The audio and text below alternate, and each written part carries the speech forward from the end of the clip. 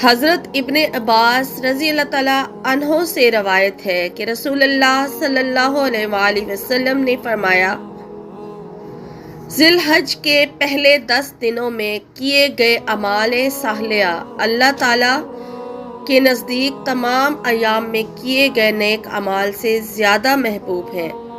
صحابہ رضی اللہ تعالیٰ عنہ نے عرض کیا، یا رسول اللہ، اگر ان 10 دنوں کے علاوہ اللہ کی راہ میں جہاد کرے تب بھی؟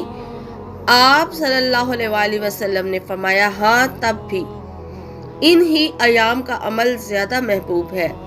البتہ اگر کوئی شخص اپنی جان و مال دونوں چیزیں لے کر جہاد میں نکلا اور ان میں سے کسی چیز کے ساتھ بھی واپس نہ ہوا، یعنی شہید ہو گیا، تو یہ بھی افضل ہے۔